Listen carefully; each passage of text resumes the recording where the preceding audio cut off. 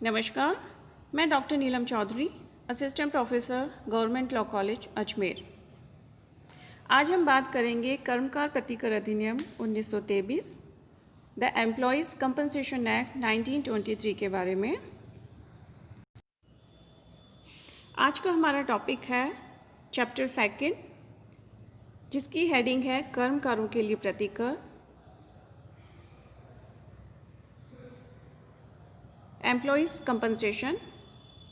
Chapter 2 में section 3 से लेकर सेक्शन 18A तक दिया गया है। सबसे पहले बात करते हैं हम लोग सेक्शन 3 के बारे में, जिसका हेडिंग है एम्प्लॉयर्स लायबिलिटी फॉर कंपनसेशन, प्रतिकर के लिए नियोजक का दायित्व। सेक्शन 3 के क्लॉज 1 में कहा गया है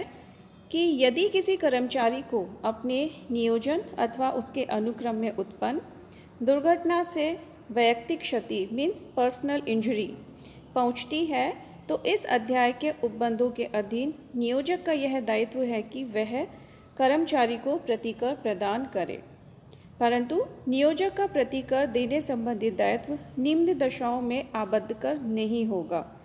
मीन्स नीचे कंडीशंस दी गई हैं, अगर उन कंडीशंस में कोई भी उसका मामला आ जाता है तो कोई भी नियोजक अपने कर्मचारी को प्रतिकर कंपनसेशन देने के लिए बाध्य नहीं है। और वो कंडीशंस कौन सी हैं? सबसे पहले आती है, यदि ऐसी वैयक्तिक हानि पर्सनल इंजरी से पूर्ण अथवा आंशिक निःशक्तता 3 दिन से ज़्यादा दिनों तक नहीं बनी रहती है। मीन्स एम्प्लॉय का अगर उसको कोई भी इंजरी हुई है तो 3 दिन से ज़्यादा तक उसको वह जो डिसेबिलिटी है वो बनी हुई रहनी चाहिए। दूसरी आती है, मृत्यु के अतिरिक्त अथवा स्थायी पूर्ण निःशक्तता के अतिरिक्त कर्मचारी को हुई अन्य वैयक्तिक क्षति की स्थिति में नियोजक द्वारा निम्न प्रतिवाद अथवा बचाव प्रस्तुत किया जा सकता है। जो एम्प्लॉयर है उसको 3 डिफेंस दिए गए हैं। पहला, कर्मचारी दुर्घटना के समय शराब ड्रिंक किया हुआ है अथवा उसने कोई औषधि ली है जिसके प्रभाव में वह रहा है। तो यहाँ पे बात हुई है ड्रिंक एंड ड्रग के बारे में। दूसरा, कर्मचारी ने ऐसे आदेश अथवा नियम की जानबूझकर अवहेलना की थी जो कर्मचारियों की सुरक्षा सुनिश्चित करने के उद्देश्य से निर्मित किए गए थे, अथवा कर्मचारी ने जानबूझकर ऐसे सुरक्षा उपायों अथवा अन्य उपायों को हटाया था अथवा उनकी अवहेलना की थी जिन्हें वह जानता था कि वे कर्मचारी की सुरक्षा सुनिश्चित करने के लिए बनाए गए थे। तो हम कह सकते हैं कि इन 3 सिचुएशन में, अगर जिसमें कि कर्मचारी ने शराब पी है या उसने कोई ड्रग लिया है या उसने ऐसे कुछ बनाए गए नियमों की जानबूझकर अवहेलना की है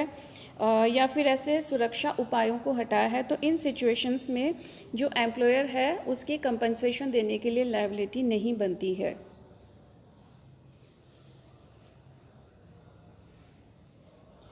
अब आता है सेक्शन 3 क्लॉज 2, जो बात करता है कि liability of the employer regarding occupational disease, उपजीविका जन्य बीमारियों के संबंध में नियोजक का क्या दायित्व होता है, उसके बारे में बताया गया है। जो सेक्शन 2 है वो उपजीविका जन्य रोगों से उत्पन्न क्षति के संबंध में नियोजक पर क्षतिग्रस्त कर्मचारी को प्रतिकर देने संबंधित दायित्व अधिरोपित करता है। प्रतिकर प्राप्त करने के लिए यह आवश्यक है कि कर्मचारी अनुसूची 3 के भाग ए में उल्लेखित किसी नियोजन में नियोजित हो। अधिनियम की अनुसूची 3 में उपजीविका जन्य रोगों ऑक्यूपेशनल डिजीज़ की सूची दी गई है, जो 3 भागों में डिवाइड की गई है।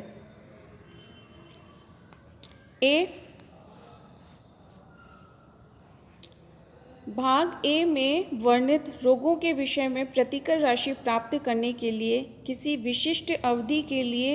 नियोजन का होना आवश्यक नहीं है। पार्ट बी में दिया गया है कि पार्ट बी में जो भी वर्णित रोगों के विषय में यह आवश्यक है कि कर्मचारी कथित नियोजन में कम से कम 6 मास तक की अनवरत कंटिन्यूस सेवा में रहा हो। और जो भाग सी है, उसके रोगों के लिए नियोजन की अवधि वह होगी जिसे केंद्रीय सरकार द्वारा एक अथवा एक से अधिक नियोजकों की सेवा के लिए निर्दिष्ट किया जाए और कर्मचारी यदि ऐसे रोग से प्रभावित हो जाता है जो उपजीविका जन्य रोग है और उसी नियोजन की विशेषता है, तो रोग से प्रभावित होना दुर्घटना द्वारा पहुंची हुई एक क्षति समझी जाएगी और यदि उसके विपरीत सिद्ध नहीं किया जाता तो यह समझा जाएगा कि दुर्घटना नियोजन से और उसके अनुक्रम में उत्पन्न हुई है। अब इसमें अनुसूची में दिए गए हैं कुछ वर्णित रोग हैं जिनके बारे में बताया गया है। अनुसूची 3 भाग क में वर्णित रोग अधिनियम की धारा 3(2) में उपबंधित किया गया है कि यदि अनुसूची 3 के भाग क में निर्दिष्ट किसी नियोजन में कार्यरत कर्मचारी को कोई उपजीविका जन्य रोग लग जाता है तो ऐसे रोग को इस धारा के अर्थ में दुर्घटना के फलस्वरूप कोई क्षति का घटित होना माना जाएगा जब तक इसके विपरीत कोई स्थिति सिद्ध नहीं कर दी जाती है। अगर ऐसी सिद्ध नहीं कर दी जाती है तो कथित दुर्घटना को नियोजन से उद्भूत और उसके अनुक्रम में घटित हुआ माना जाएगा।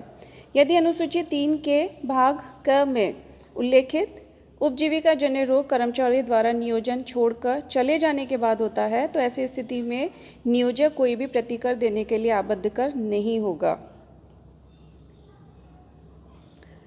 अनुसूची 3 भाग ख में वर्णित रोग अधिनियम की धारा 3(2) में उपबंधित किया गया है कि अनुसूची 3 के भाग ख में निर्दिष्ट किसी नियोजन में कार्यरत कर्मचारी को कोई उपजीविका जन्य रोग लग जाता है तो नियोजक का दायित्व उस स्थिति में होगा जबकि कोई कर्मचारी किसी नियोजक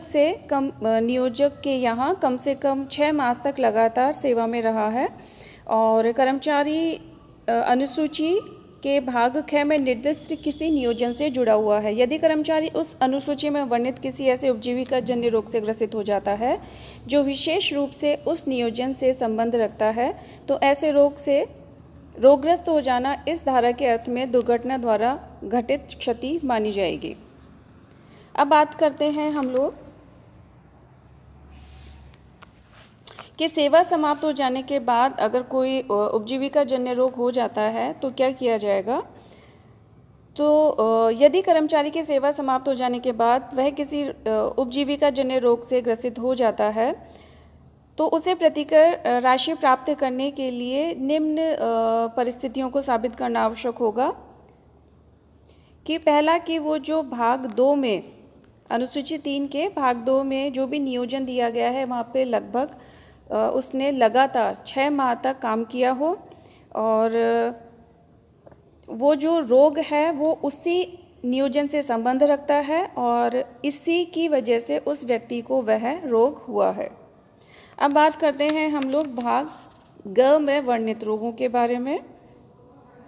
कि यदि कोई कर्मचारी अनुसूची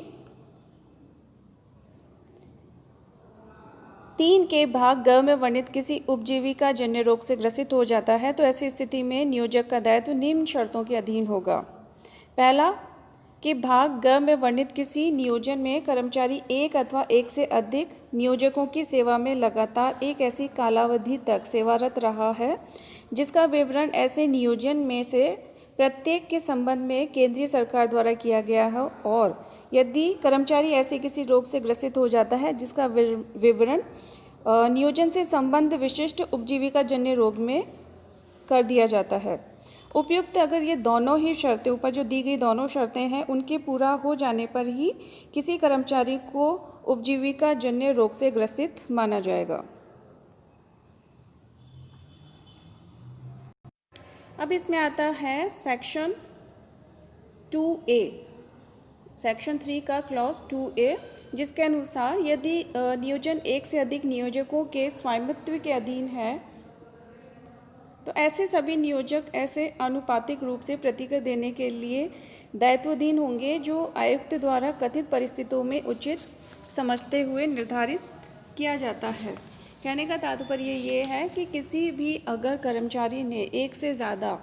नियोजकों के यहाँ पे काम किया है, पहले मान लीजिए वो ए के यहाँ पे काम करता है, फिर कुछ समय पश्चात बी के यहाँ काम करता है और फिर उसको कोई रोग हो जाता है तो यहाँ पे अगर कमिश्नर को यह लगता है कि व्यक्ति को उपजीविका जन्य रोग हुआ है, ऑक्यूपेशनल डिजीज़ हुई है, तो वह ए और बी दोनों जो एम्प्लॉयर हैं, नियोजक हैं, उनके ऊपर आनुपातिक रूप से कि जिसके यहाँ पे ज़्यादा काम किया है वो ज़्यादा कंपनसेशन देगा, जिसके यहाँ पे कम काम किया है वो कम कंपनसेशन देगा। इस तरीके से आनुपातिक रूप से दोनों नियोजक के ऊपर प्रतिकर की राशि लगा सकता है। अब बात करते हैं हम लोग क्लॉज 3 के बारे में, जिसके अनुसार अनुसूची 3 के भाग ए और बी में वर्णित नियोजनों की स्थिति में राज्य सरकार और जो पार्ट सी है उसमें वर्णित नियोजनों की स्थिति में केंद्रीय सरकार इस बात के लिए अधिकृत है कि शासकीय राजपत्र में अधिसूचना जारी कर उक्त अनुसूची में किसी भी प्रकृति का नियोजन और उससे संबंध उपजीविका जन्य रोग बढ़ा सकती है। मीन्स इस शेड्यूल को अमेंड किया जा सकता है कि ए और बी पार्ट के लिए स्टेट गवर्नमेंट और सी पार्ट के लिए जो सेंट्रल गवर्नमेंट है उसको यह अधिकार दिया गया है, और जो भी समुचित सरकार होगी पर यह दायित्व अधिरोपित किया जाता है कि वह ऐसा करने से पूर्व अपने अगर वह ऐसा कर रही है तो इसके एक तरीके से कम 3 मास की पूर्व सूचना प्रकाशित करना आवश्यक है। नेक्स्ट आता है क्लॉज 4, जिसके अनुसार किसी रोग के संबंध में कर्मचारी को प्रतिकर राशि का भुगतान तभी किया जाएगा जबकि वह रोग उसके नियोजन से और उसके अनुक्रम में उत्पन्न दुर्घटना द्वारा हुई किसी विनिर्दिष्ट क्षति के फलस्वरूप हुआ हो। और यहाँ पे दिया गया है कि जो क्लॉज 2 और क्लॉज 2A और 3 है वो इस सामान्य नियम के अपवाद माने जाते हैं। कौन सा सामान्य नियम? जो क्लॉज 4 में दिया गया है। नेक्स्ट आता है क्लॉज 5 की कोई अल्टरनेटिव रेमेडी है, तो उसकी बात करता है क्लॉज 5 कि जो क्लॉज 5 है उसके अनुसार यदि किसी कर्मचारी ने प्रतिकर प्राप्त करने के लिए नियोजक अथवा किसी अन्य व्यक्ति के विरुद्ध सिविल कोर्ट में कोई भी अपना वाद प्रस्तुत किया है तो वह इस अधिनियम के अंतर्गत प्रतिकर प्राप्त करने का अधिकारी नहीं होगा। ठीक है, मतलब अगर आप सिविल कोर्ट में जा रहे हो तो आप इस एक्ट के अनुसार अपना कोई भी रेमेडी नहीं ले सकते। कहने का तात्पर्य ये है कि क्षतिपूर्ति कंपनसेशन के लिए अगर कोई भी दावा पेश किया जाता है तो वो सिविल कोर्ट में नहीं चलाया जा सकता। अगर उसने अब उसमें भी इन्होंने कुछ कंडीशंस दी गई है। वो क्या है? पहली, अगर उसने उक्त क्षति के प्रतिकर का दावा आयुक्त के समक्ष, कमिश्नर के समक्ष प्रस्तुत कर दिया है अथवा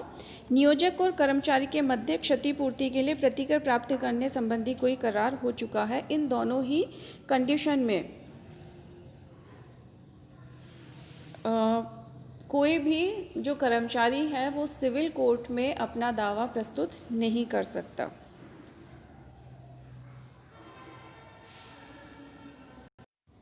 तो एक तरीके से हम ये भी कह सकते हैं कि जो भी कर्मचारी है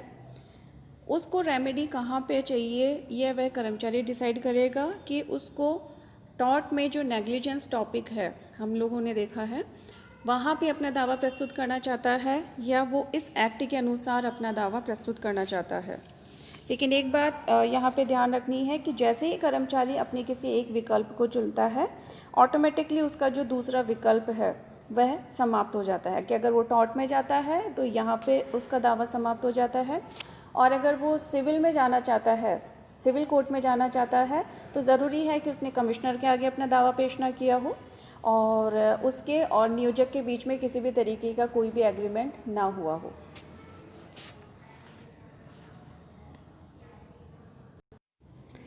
नेक्स्ट सेक्शन आता है सेक्शन 4, अमाउंट ऑफ कंपनसेशन, प्रतिकर की रकम या प्रतिकर की धनराशि।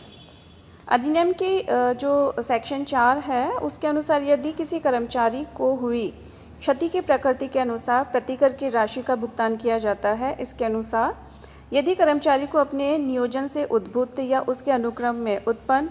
दुर्घटना द्वारा कोई भी पर्सनल या वैयक्तिक क्षति होती है तो नियोजक धारा 4 में उपबंधित प्रतिकर की राशि का भुगतान करने के लिए आबद्ध होता है। और वह प्रतिकर की राशि किस प्रकार से होगी? पहली बात करते हैं सेक्शन 4 के क्लॉज 1 के सब क्लॉज ए के बारे में। ये कहता है कि जहां क्षति के परिणाम स्वरूप कर्मचारी की मृत्यु हो जाती है वहां मृत कर्मचारी की मासिक मजदूरी को सुसंगत गुणक से गुणा करके प्राप्त राशि के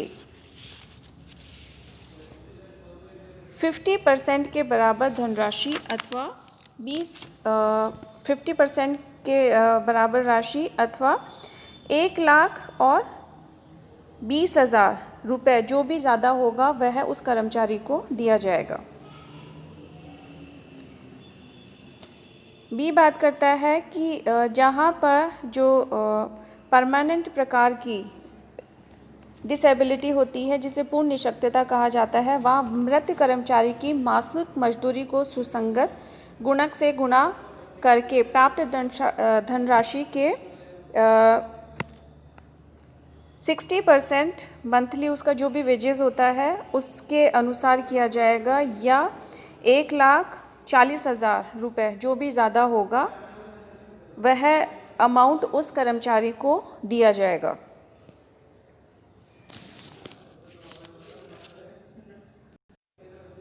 सेक्शन में नीचे एक प्रोविज़ो दिया गया है जिसमें कहा गया है कि जो गवर्नमेंट है वह अपने राजकीय पत्र में जो ऑफिशियल गजट होता है उसमें समय समय पर प्रकाशन के द्वारा जो यह कंपनसेशन का अमाउंट है उसको बढ़ा सकती है। इसमें नीचे कुछ एक्सप्लेनेशंस दिए गए हैं जो कि इस प्रकार से हैं। For the purpose of clause A and clause B, relevant factor in relation to a employees means the factor specified in the second column of schedule 4 against the entry in the first column of that schedule specifying the number of years which are the same as the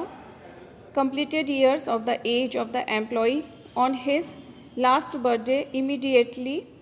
preceding in the date on which the compensation fell due। Schedule 4 में एक list दी गई है, जो भी compensation दिया जाएगा वो उस लिस्ट को फॉलो करते हुए दिया जाएगा। अब बात करते हैं हम लोग क्लॉज सी के बारे में। क्लॉज सी के अनुसार जहां क्षति के परिणाम स्वरूप यदि कर्मचारी को स्थायी आंशिक निःशक्तता हो जाती है तो वहाँ पहला ऐसी क्षति की स्थिति में जो अनुसूची 1 के भाग 2 में वर्णित है उस प्रतिकर का जो स्थायी पूर्ण निःशक्तता की स्थिति में संदेह होता ऐसा प्रतिशत जो उस क्षति द्वारा कारित उपार्जन सामर्थ्य की हानि के प्रतिशत के रूप में उस भाग में स्थित उल्लिखित है तथा दूसरा यदि ऐसी क्षति की स्थिति में जो अनुसूची 1 में नहीं है उस प्रतिकर का जो स्थायी पूर्ण निःशक्तता की स्थिति में संदेह होता ऐसा प्रतिशत जो उस क्षति द्वारा स्थायी रूप में कारित उपार्जन सामर्थ्य चिकित्सा व्यवसाय द्वारा निर्धारित किया जाएगा। इसमें भी नीचे एक्सप्लेनेशंस दिए गए हैं। जो एक्सप्लेनेशन 1 है वो है where more injuries than one are caused by the same accident the amount of compensation payable under this head shall be aggregated but not so in any case as to exceed the amount which would have been payable if permanent total disablement had resulted from the injuries। And second explanation is in assessing the loss of earning capacity of the purpose of subclause second, the qualified medical practitioner shall have due regard to the percentage of loss of earning capacity in relation to different injuries specified in Schedule 1। दोनों explanation के बाद आता है हमारा clause D. Clause D बात करता है where temporary disablement whether total or partial result from the injury a half monthly payment of the sum equivalent to 25% of monthly wages of the employee to be paid in accordance with the provision of subsection 2। तो जो D है clause वो section 4 sub clause 2 से correlate करता है। अब आता है सेक्शन 4 क्लॉज 1A, जिसको हम लोग डिटेल में कल देखेंगे। आई होप आपको इतना जो लेक्चर है वो समझ में आएगा। थोड़ा सा ये बोरिंग लग रहा होगा आपको, लेकिन थोड़ा सा याद करने वाला पार्ट है। जो एक बार आपको समझ में आता है तो इसको लिखने में भी आपको आसानी होगी। तो हम कल कंटिन्यू करेंगे सेक्शन 4 क्लॉज 1A से। Thank you so much.